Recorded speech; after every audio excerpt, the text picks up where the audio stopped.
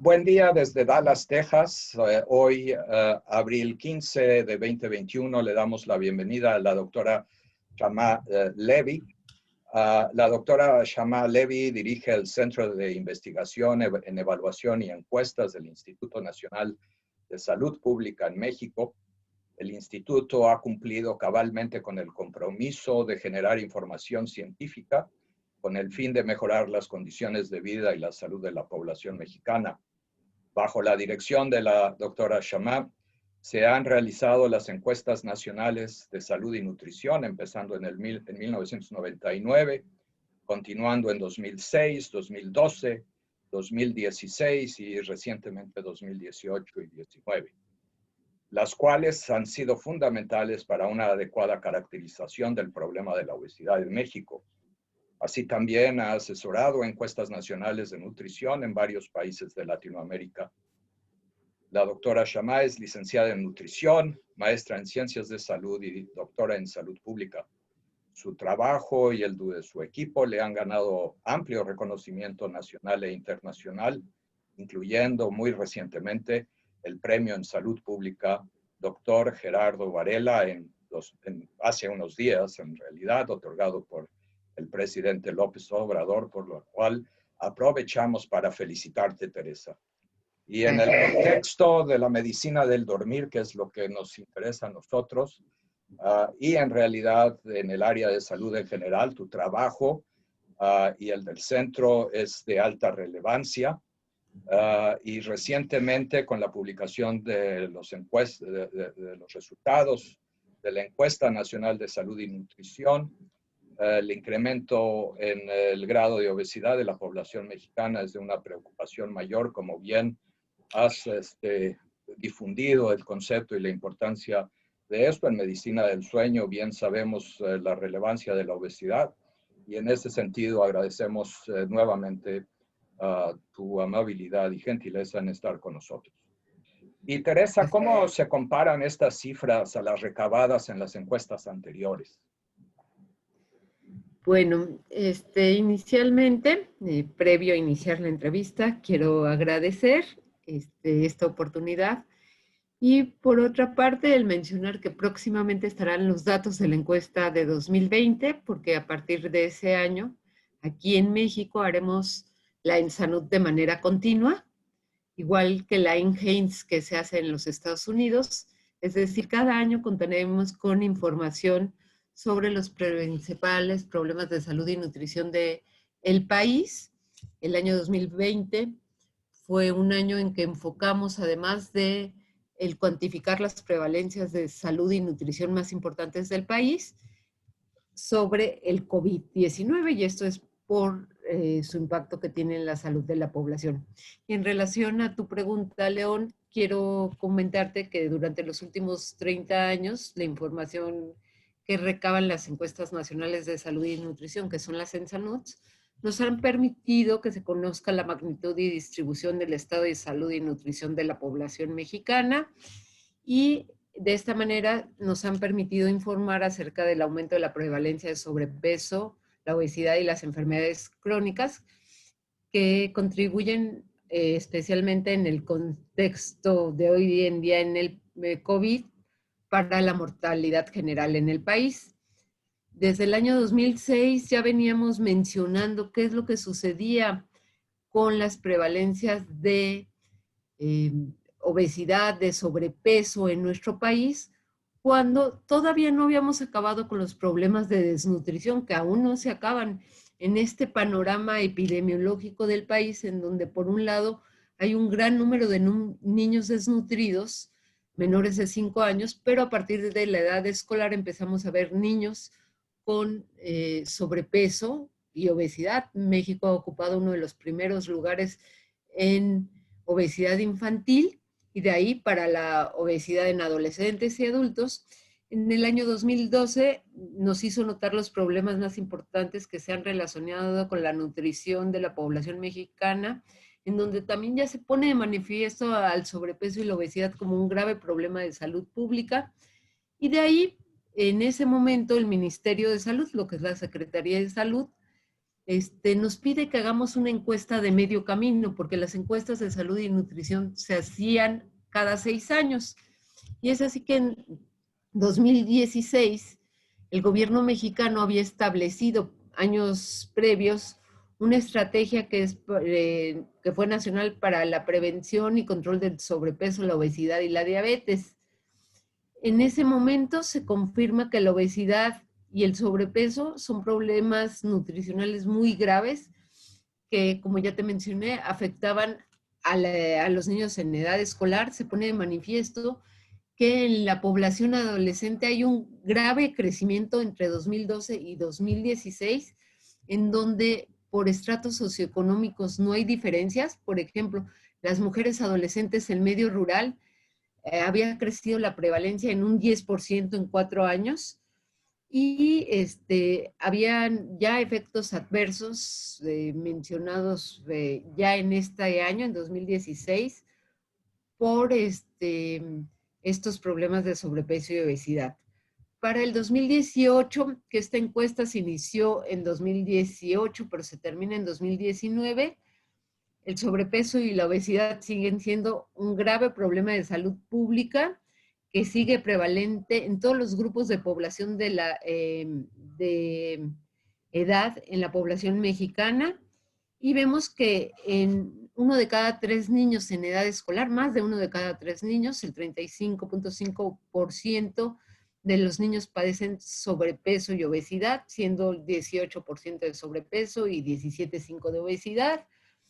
Alrededor de un 38% de los adolescentes, era el 38.4% si no mal recuerdo, en donde vemos un grave crecimiento donde en las mujeres es mayor este crecimiento, y más de 3/4 partes de los adultos, el 74.8% de los adultos, en donde el sobrepeso alcanza casi al 40% de la población adulta en México y al 35.3% la obesidad.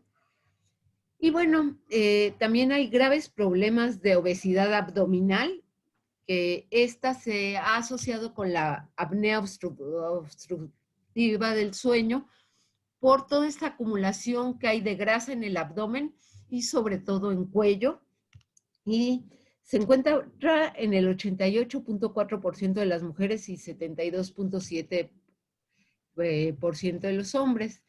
Un aspecto del que has publicado que me interesaría saber tus comentarios es este incremento realmente preocupante de la obesidad mórbida entre 2000 y 2018 de un 96%. ¿Qué factores específicos podrías atribuir de manera hipotética? Me imagino que no hay datos enteramente fidedignos para adjudicarle, pero esta obesidad mórbida es obviamente la que va a llevar mayores consecuencias metabólicas, y me interesaría saber tus comentarios al respecto. Sí, bueno, lo que te quiero decir es que desafortunadamente es un problema estructural en el cual en México venimos cargando desde hace varios años, no es un problema reciente. Hablas de las 2 últimas décadas, de 2000 al 2018, 2020. Y bueno, aquí lo que ha pasado es que se ha destruido el sistema alimentario, y esto tiene que ver con todo un problema estructural del país, en donde no hay una disponibilidad adecuada de alimentos, sobre todo alimentos que sean sanos. O sea, se han cambiado los patrones de alimentación de la población. La población tiene actividades diarias que se relacionan mucho con el sedentarismo.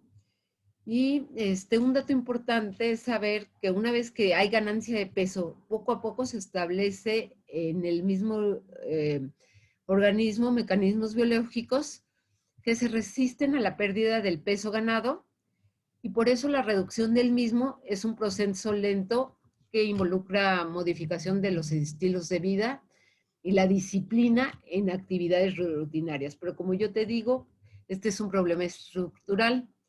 Dentro de los componentes del balance de energía existen factores modificables, que están la alimentación y la actividad física.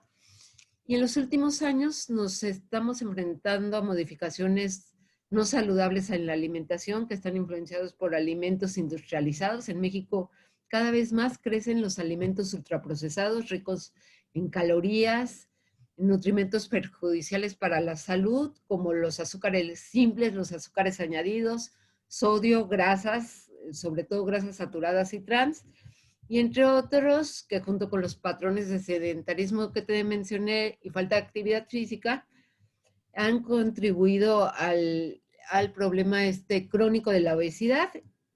Y por eso el personal de salud cada vez más está trabajando en estos aspectos para generar evidencia.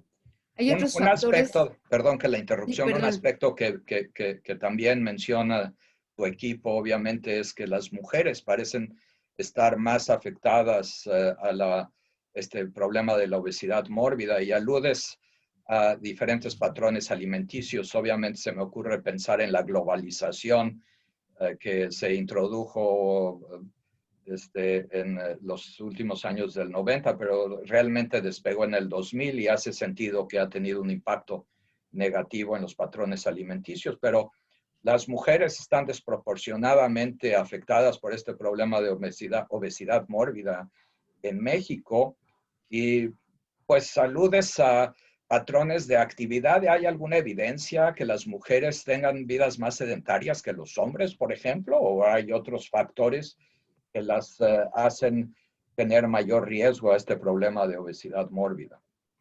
Bueno, en este sentido hay varios factores. Una de las cuestiones son los cambios en la dinámica familiar. La mujer se empieza a insertar cada vez más al mercado laboral y ya juega otros patrones de vida, de estilos de vida.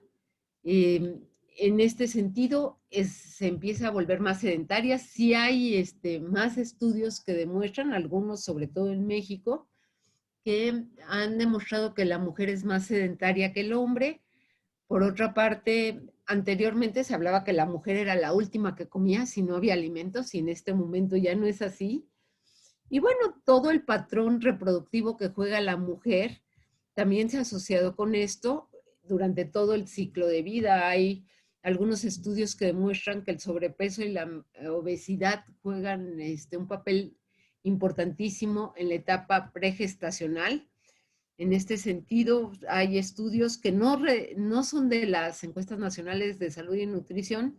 Sin embargo, por ejemplo, el estudio que hace el doctor Juan Rivera Domarco del Instituto Nacional de Salud Pública, del propio instituto donde trabajamos, muestra que el sobrepeso y la obesidad en mujeres previo al embarazo es un factor de riesgo para el desarrollo de sobrepeso y obesidad en la niñez, y el riesgo se atribuye a que un ambiente intrauterino obesigénico predispone a alteraciones metabólicas, influye en la composición corporal también del bebé y lo lleva en la vida futura. Y cada vez más en las mujeres está este factor presente de mayor sedentarismo, menor acceso a alimentos nutritivos.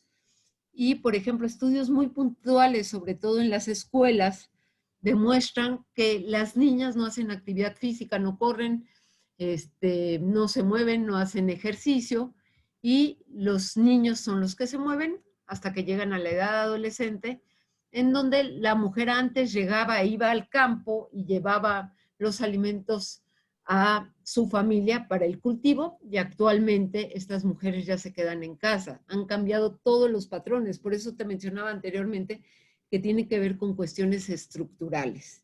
Un aspecto que mencionabas antes, que es no solo en México, pero mundialmente, también en publicaciones que tú has contribuido, es este aspecto en que la obesidad está afectando a todos los estratos sociales, ¿no? O sea que lamentablemente en México podemos ver desnutrición y obesidad en diferentes matices, en toda la gama de colores.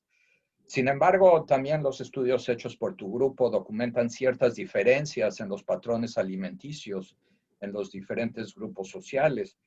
Y en este sentido me pregunto si se han explorado si las consecuencias metabólicas son diferentes dependiendo del estrato social o es únicamente la obesidad la que conlleva las consecuencias metabólicas. Bueno, como tal, documentado en estudios propios que hayamos hecho nosotros, no está.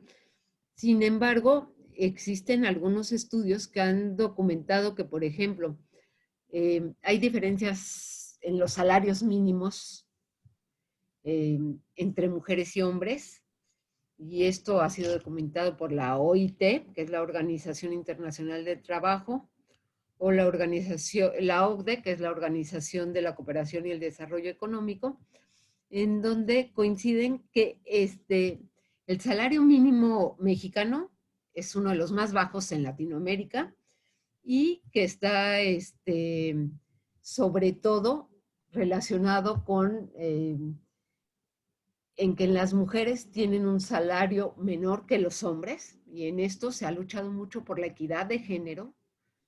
Y en este sentido, pues la canasta básica de alimentos se ve afectada por tener una canasta que no es normativa, y no se tiene un acceso a una canasta de alimentos nutritiva. Esto te podría decir en el tema, y sí existen algunas alteraciones metabólicas desarrolladas, bueno, relacionadas con el sobrepeso y la obesidad, en donde las mujeres siempre han tenido de 2 a 3 puntos más de sobrepeso y obesidad que los hombres, sobre todo de obesidad.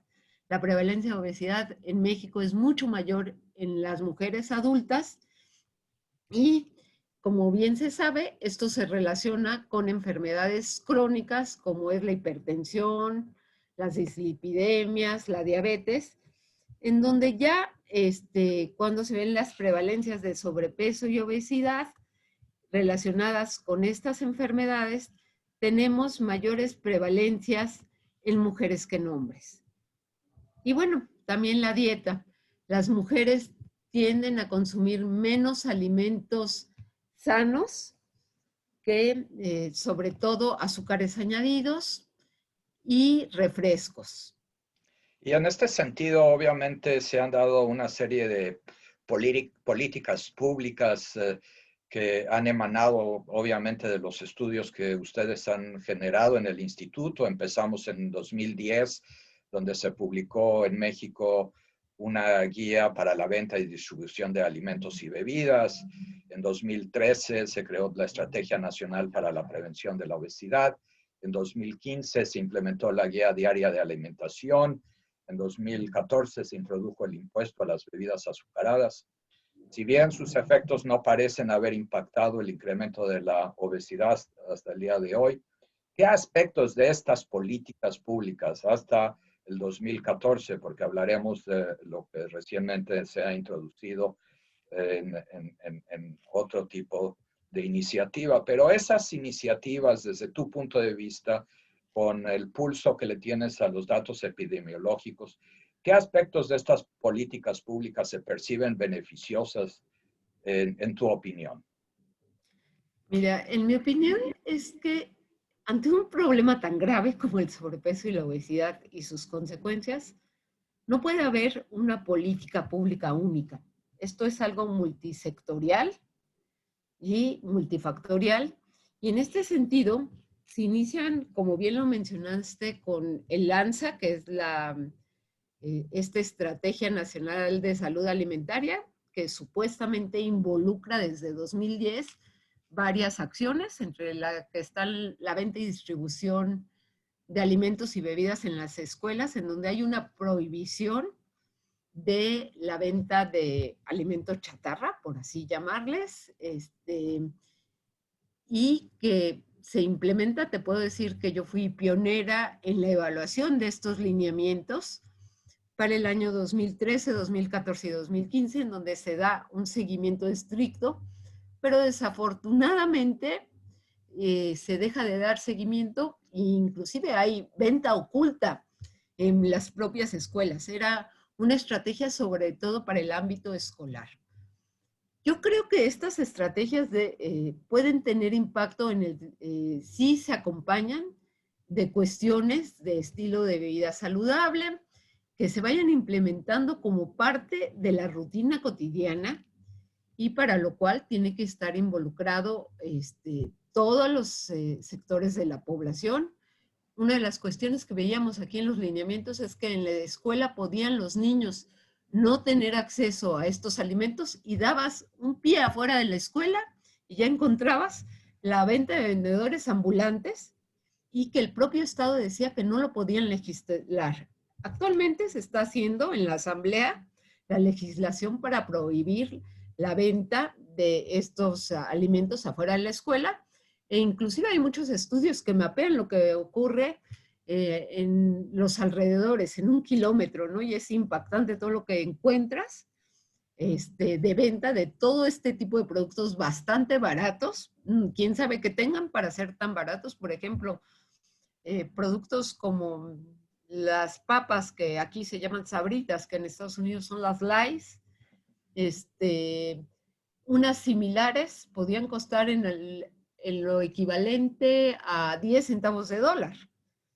¿Sí? Y bueno, y así hay bastantes ejemplos. Entonces, ese es uno que fue una estrategia fallida hasta en ese momento porque se llevó a cabo 3 años, pero no se logró su permanencia. Entonces, lo cual quiere decir que no habla de una política pública exitosa que actualmente se está tratando de recuperar, pero vinculada a sistemas alimentarios. Por otra Y, parte, todo lo que tiene que ver con el impuesto al refresco ha sido una lucha grandísima.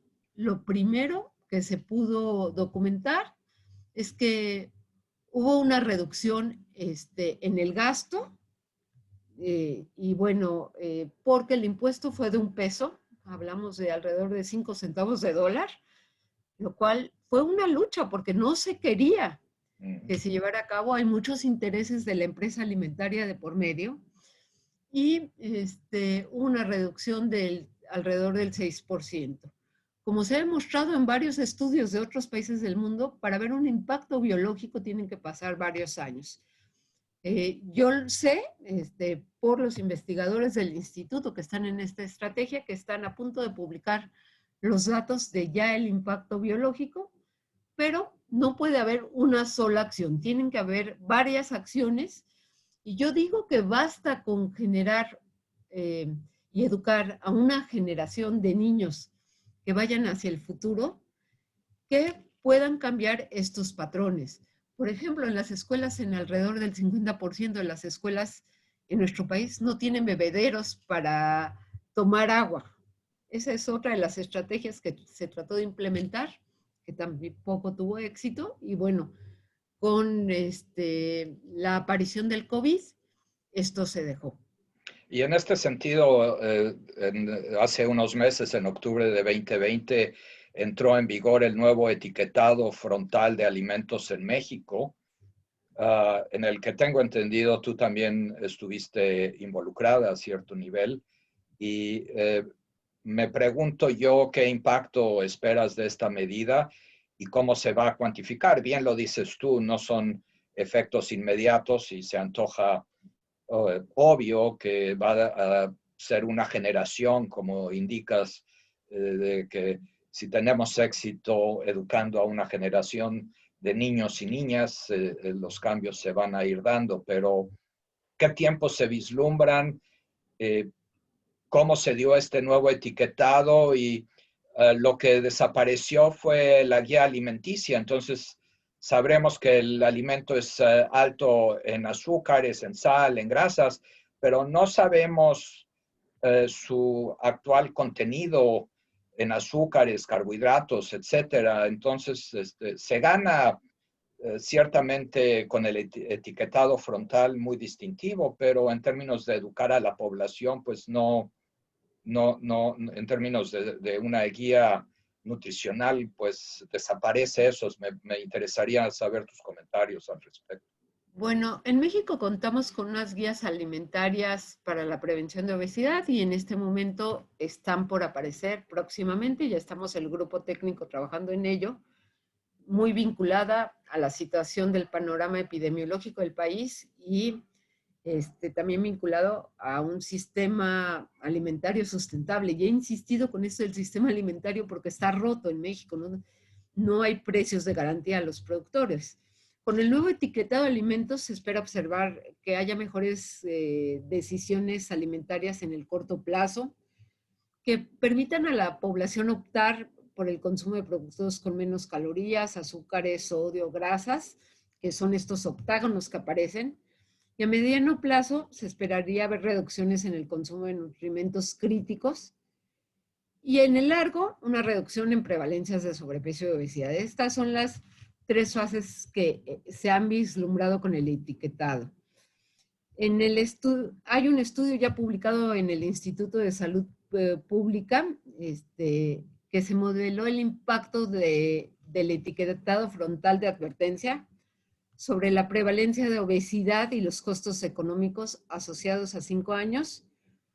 Y bueno, se prevé, es modelación, que podría prevenir 1.3 millones de nuevos casos de obesidad, que equivale a una prevalencia de alrededor del 15%, y ahorrar 1.8 mil millones de dólares en costos de atención médica, esto es modelado también, y gastos indirectos en incapacidades y gastos de cuidadores en la salud, y esto sería en 5 años.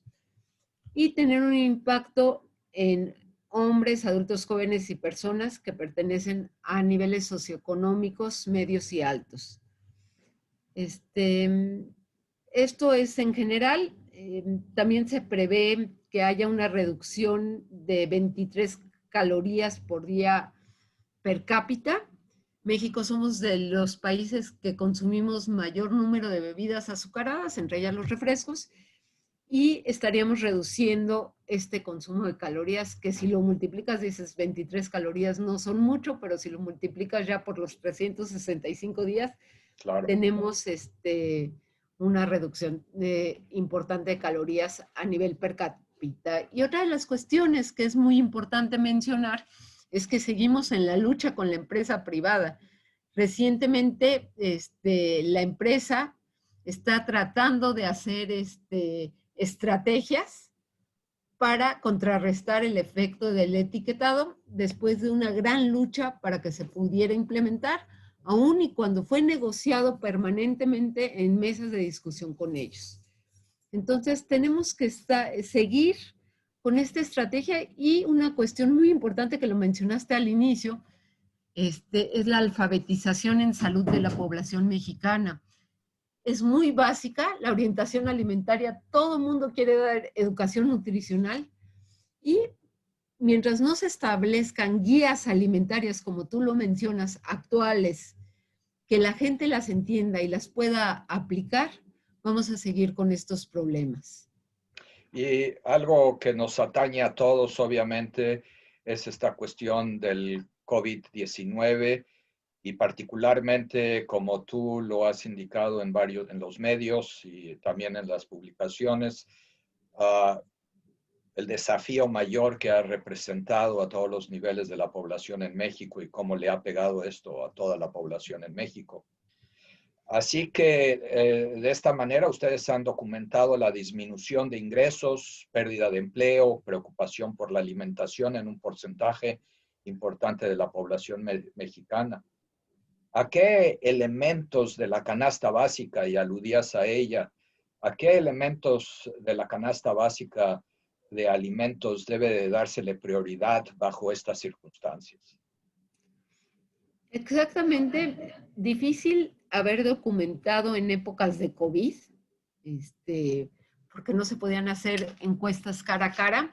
Sin embargo, sí hubo una en salud, pero nosotros hicimos una encuesta telefónica que se llamó en SARS-CoV-2, donde mostramos que 1 de cada 6 entrevistados consumía alimentos no saludables con alto consumo de alimentos industrializados, específicamente bebidas azucaradas, todo lo que tiene que ver con frutas cristalizadas o almíbares, muchos alimentos procesados y alimentos rápidos, tipo pizzas o alimentos que se piden por teléfono, y cada vez menos consumo de alimentos, de frutas naturales y verduras. Sin embargo, en México no hubo carencia de estos alimentos durante la pandemia. Y bueno, otra encuesta que realizó la Universidad Iberoamericana, que es la ENCOVID, lo que mostró es que había un aumento en la inseguridad alimentaria. Nosotros también lo documentamos muy relacionado con el bajo consumo de alimentos, sobre todo que contuvieran proteína. Sin embargo, la población sí consumió alimentos enlatados como tipo atún, sardinas, etc.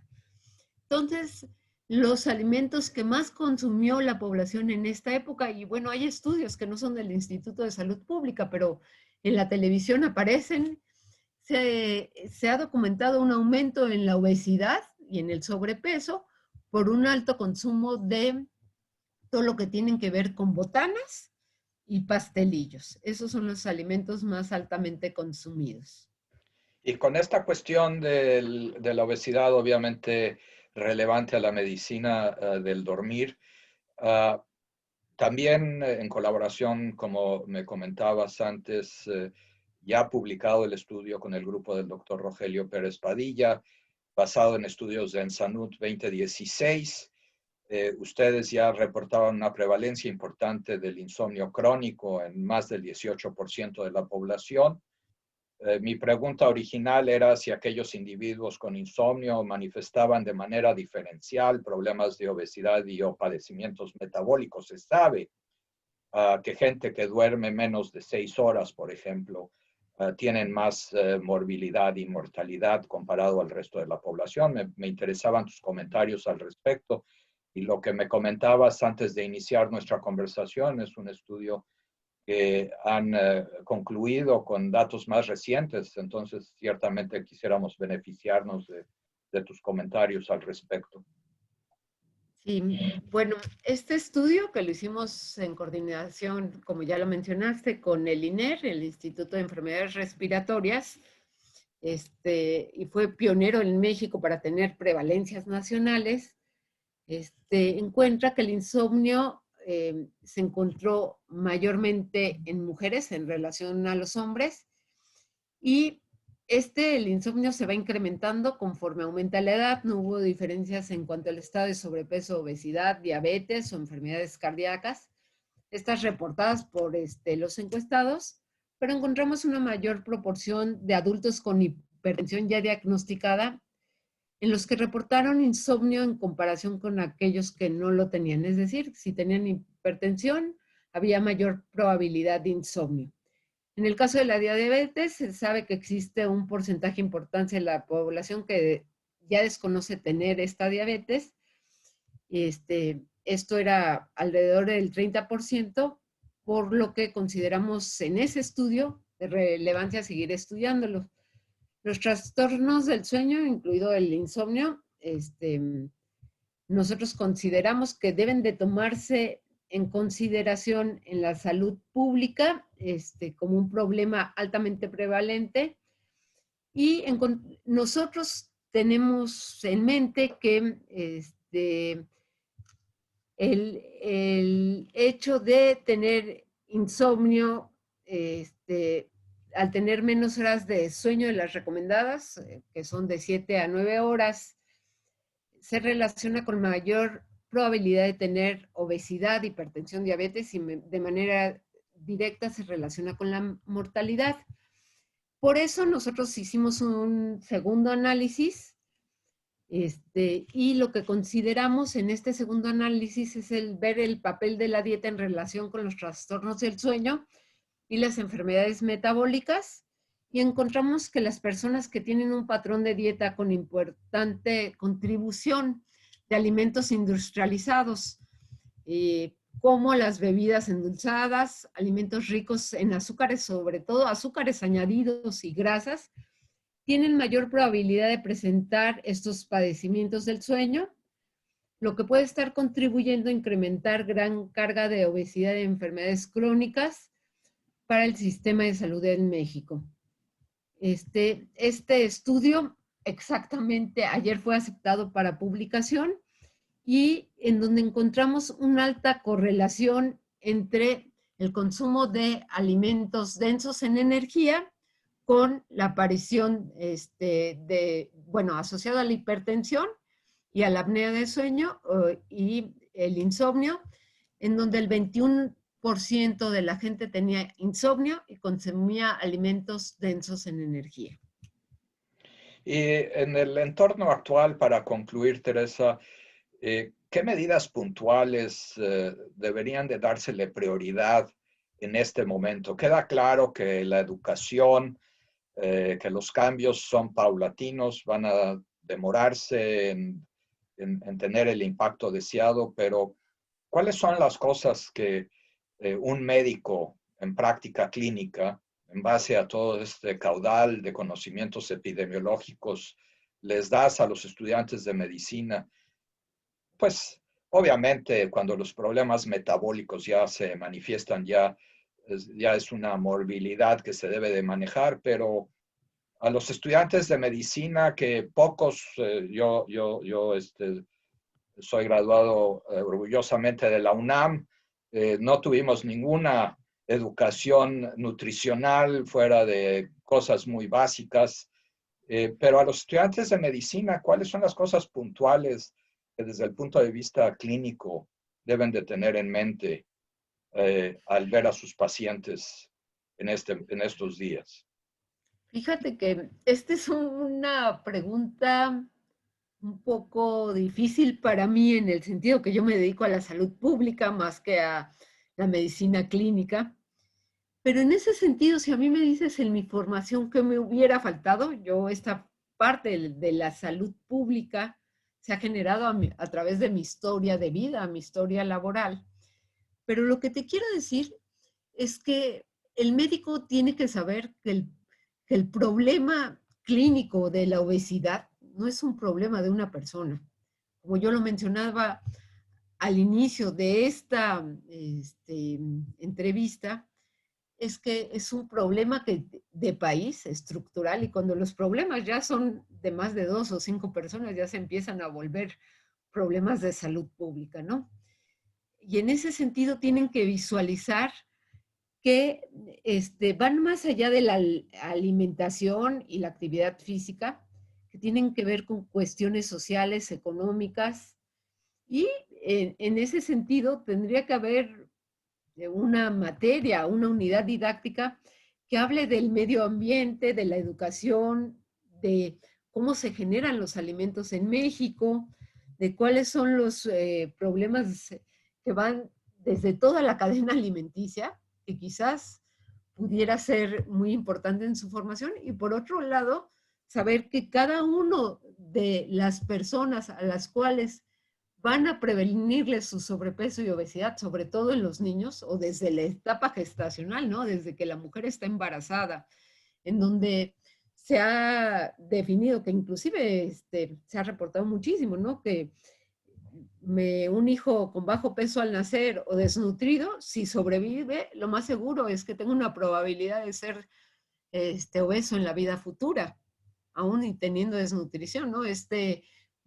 La doble carga de la malnutrición que padecemos en México. Entonces, el entender las causas del estado de nutrición de la población sería muy importante para todos los médicos y, bueno, para todos los trabajadores de la salud en el país. Y en ese sentido, México ha generado algunas políticas públicas, sin embargo, son desde el nivel macro. Tenemos que trabajar en el nivel micro. Y bueno, tú hablabas de las guías alimentarias, pero estas tienen que ir acompañadas de acciones de implementación, de hacerlas fáciles de entendimiento para la población, y debe de haber una alfabetización nutricional y en salud. En Europa hay mucha experiencia en esto. Nosotros tenemos un estudio de alfabetización en salud para adolescentes, y es muy triste lo que acabamos encontrando. Y si nos enfocamos a los médicos, tendríamos que ver que ellos también conozcan cómo es el tratamiento integral de estos padecimientos, en donde no solo es llegar y hablar de una dieta y, bueno, en los casos más extremos, darles medicamentos para reducir el sobrepeso y la obesidad, sino generar hábitos saludables. Muy bien, bueno, ha sido un tour de force el que hemos tenido el placer de escuchar y queremos felicitarte nuevamente y a todo tu equipo y esperemos ver que el impacto del etiquetado se documente más pronto que en el lejano futuro. Muy bien, Teresa, muchísimas gracias y hasta la próxima. Muchas gracias. Buen día.